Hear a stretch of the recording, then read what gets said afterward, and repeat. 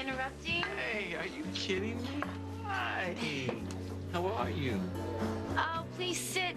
You've been working all night. You must be exhausted. Seeing my family is the best energy booster ever. Uh-oh. What? Bringing work home? It's just a file I've been carrying around with me, and every time I go to read it, I just can't. What is it? It's a request from Angie. A really, really big request. And that she wants me to take over as chief of staff. Wow, that's a pretty amazing vote of confidence. Problem is, the person who's best suited for that job is actually doing that job. Except that she could go blind. Look, she's done so much for the hospital, and she's done so much for me. At the end of the day, I'll do what she needs me to do. How are you? Where are you guys going? The whole family. He's asleep. We should go to the beach because it's a beautiful day outside. I'm having a sonogram. Oh. Oh, well, we won't keep you. Yeah, I was just going through my closet and I found all this great stuff from when I was pregnant. Oh, man. Oh, that is so sweet. Nice, guys. Amanda, thank you. No problem. I also did some online research and I found all the best Lamaze classes. I mean, you're doctor, so you probably don't need that, but just in case.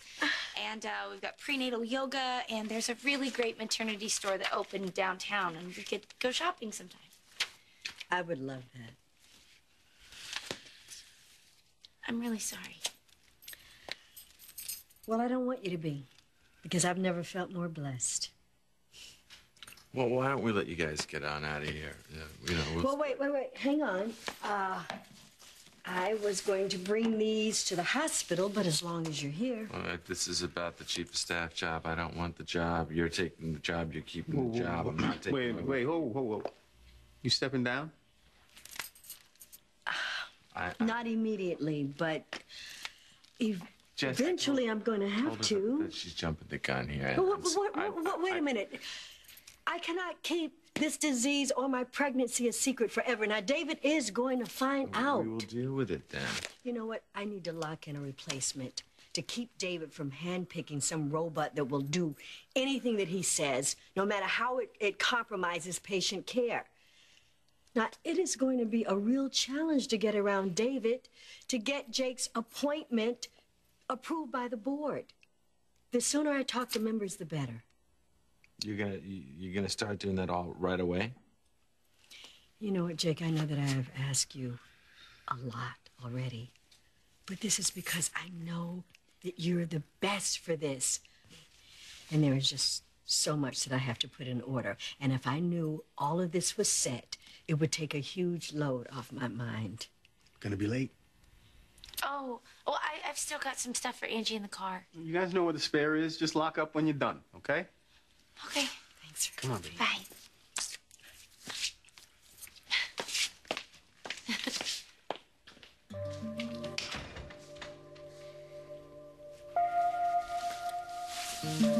You really don't want this job, do you?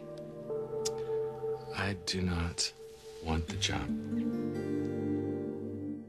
Talk about this. What, the job?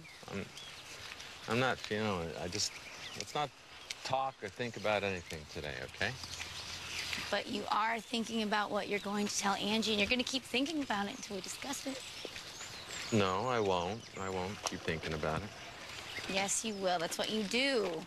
When anything's unresolved, you churn. I don't churn. I contemplate things. I ponder things. I'm not a churner. I don't churn. You obviously don't want the chief of staff position, but you don't know how to let Angie down. Babe, I've been the chief of staff before. The paperwork and the personalities and the politics, I don't like being the boss. I want to just be a doctor. Tell her. Tell a woman who's pregnant that might be losing her eyesight that I have a problem with paperwork? Well, if you feel like you're going to be letting her down, then... And she's not the only one I'm worried about letting down. There's you. If I wanted this job and I didn't mind my existence being obliterated by it, it doesn't just affect me. It affects both of you. I'd never be around. Oh, come on, never? Never. A couple of minutes here and there, I'd steal away, but I'd miss all the good stuff. I'd miss you both so much. I'd miss you putting him to bed at night. I'd miss running away from work and making love to my beautiful wife. I mean, look at you. You're beautiful. Who gets this? Karma. Days like this, fish, sun, my child, my gal. I just, that's what it's about. I don't want to desert you. Well, is that what you thought I was doing when I signed up to do the big contract with Fusion for modeling? No. That was a beautiful opportunity. You wanted to do that, and if it hadn't gotten all crazy, I would have supported you to the end. Don't worry about us. We will be fine, right? Don't get me wrong. I'm being selfish here as well, okay? It's not just about me. I could tell Angie, yes, I want to do this job, but it's not the right job for me. Well, Angie thinks you'd be perfect. Sure, because if you work at Pine Valley Hospital and your last name is Martin, there's certain expectations that people have. They want you to be a certain way, even if you're not that thing. I don't understand. Because from the day that I ever decided or mumbled that I wanted to be a doctor, there were certain standards that I had to live up to. And these standards were set up by my father. Now, don't get me wrong, I love my father. He's an amazing man, but I am nothing like my father. Nothing. Well, that is not true. You are a great father, a great parent, great friend, and you married a really great girl. Yes, I did, but my father has this amazing tolerance for bureaucracy and paperwork and personnel and budgets and insurance, and I think that stuff would just drive me crazy. I'd blow my brains out if I had to. I can't even think about doing that for a living again. Well, you also couldn't imagine settling down, and here you are, happier than ever. I can't end up behind a desk. I belong out in the field with patients, help sick people. That's where I belong. That's why I like Doctors Without Borders. I like being a doctor. I don't like the borders. I mean, how do I tell Angie I don't want the borders? Playing basketball in their wheelchairs. Oh, yeah, they were great. Aren't they great?